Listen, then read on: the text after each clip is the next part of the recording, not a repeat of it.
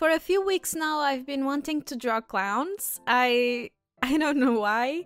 Maybe because of the amazing digital circus, maybe because of the more recent FNAF theories, or maybe because I'm slightly obsessed with surrealism pop, who knows? What I know is that for today's video I'm going to take fruit and design clowns around this concept. Like in most of my character design videos, these characters don't have a name yet, so feel free to name them in the comments. And since we're here, these were the names I chose from the Mushroom Witches Part 2 video. Thank you for everyone who suggested names, and without further ado, let's get to it. So let's start with one of the cutest fruits in existence, strawberries. Strawberries are beloved worldwide. Thankfully, it's very easy to find strawberry-themed things, clothes, accessories, and even figurines. And who can blame us? This fruit is just that adorable. In fact, I found so much Sanrio stuff that is strawberry-themed. I've seen Sanrio strawberry figurines that were just too cute. I had to hold myself back to keep me from buying it. I kinda regret it though, because I think they don't sell it anymore. And personally, I also have Pochacco, Kurumi, and Cinnamoroll strawberry themed stickers.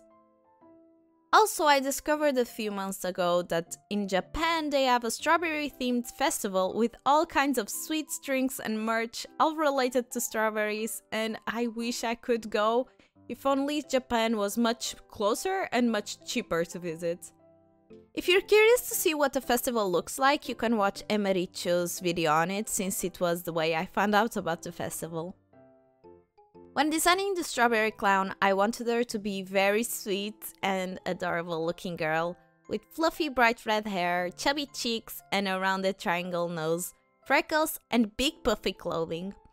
A ruffled collar is made of leaves with a big yellow bow. If you search for vintage clowns, you'll see that a lot of them have triangle hats, so I decided to give her a strawberry hat. And I have to admit that I'm a little bit too proud of that design choice. I also gave her a puffy polka dot dress to allude to the strawberry seeds. This time around, I wanted to design these characters with a much more conscious approach to shape language. The strawberry character is based around a triangle shape. Her nose is around a triangle, her skirt forms the shape of a triangle, her hair tapers off into rounded triangles, even her hat, bow, and ruffled collars are composed of various triangle shapes. When it comes to her personality, I wanted to take inspiration from the taste of the strawberry. So my idea is that this little girl is really optimistic and really energetic, always running around the circus exploring, playing with the other kids, and doing her own thing. Theoretically, strawberries are sweet, and some strawberries are sweet. However, most strawberries I've eaten thus far are a bit acidic. I'm really only able to eat them with sugar. So my idea is that the strawberry clown can be a bit of a troubled child. She likes to play pranks on others, she doesn't like to study or do her chores, but despite all her flaws, she can be very sweet and compassionate since she deeply cares for all her friends in the circus. Next up, we have the orange clown. Oranges are pretty interesting, they are full of vitamin C, and so they were very valuable in sea travel during the discoveries.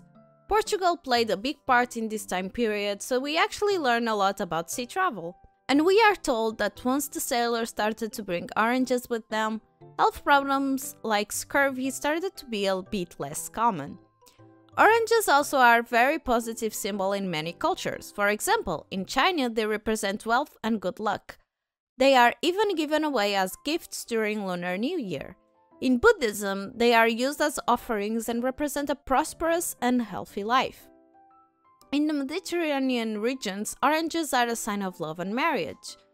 And finally, a really cool fun fact about oranges is that the Arabic word for orange is Portugal, the same name of the country I'm from.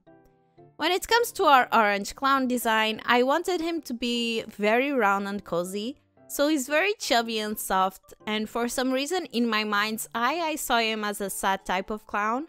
I'm not entirely sure why, but it just felt right. He has bright orange hair covered in orange blossoms and topped off with leaves coming from the top of his head. In fact, he has orange blossoms all over his design, in his hair, his buttons, his wrists, his ankles. He uses half green and half orange with yellow polka dots onesie, and his ruffles are like a slice of orange. It's not super noticeable, and now that I look back, I could definitely rework this aspect a little bit, but the ruffles are segmented like orange slices. I think I could have solved this issue pretty easily if only I had given the ruffles an orange trim and a little bit of thickness. When it comes to his personality, I imagine him to be a very sweet guy with a very calm temperament. He's probably very soft-spoken and doesn't usually speak up for himself. Because of his sweet nature, he's partially in charge of taking care of the younger members of the circus. And finally, our last character is based on a banana. Bananas are a comedic classic, so it made sense to take these fruits and turn them into a clown. I actually have a lot of interesting memories of these fruits. I know that bananas are a really popular favorite fruit, but I really hated it as a child. My grandpa, on the other hand, loved them, and so not a day would go by where he wouldn't ask me, my sister, or my cousins if he wanted some. I would always say that I didn't like the fruit, but he always forgot and would ask me again the next day. Just some funny Momo pudding trivia for you. When designing the banana clown, I wanted them to be very androgynous. For no particular reason, I just wanted to add some gender diversity to the cast.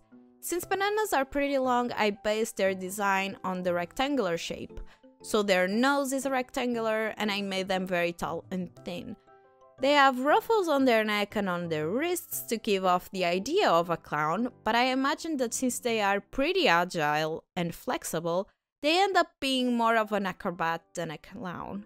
I had a bit of trouble at first when it came to conveying the idea of a banana. In their first design they had dreads, because I really wanted the rectangular shape language to be more obvious, but the banana theme just didn't come across. So eventually I decided to shape their hair like, imagine if someone took the peel of a banana and placed it in their head. That's basically how I came up with the hair shape. Bananas bruise pretty easily, so they often have darker spots on their peel. With this information in mind, I decided that this character could have vitiligo. Coincidentally, this also brings more diversity to the cast, which I always love.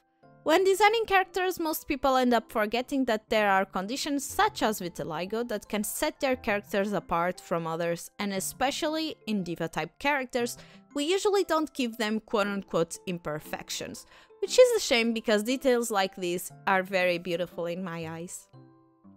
When it comes to the personality, I think this guy would be pretty sassy, maybe a bit of a diva since they're so good at what they do. They have a knack for dramatics, and they definitely used to be a theater kid, and they truly love their craft. With this, we get to the end of the video. Thank you so much for watching, consider leaving a like and subscribing. Also, if you want to see more stuff from me, I'm also on Instagram and Twitter at momopurin_chan. Thank you so much, and until next time, bye!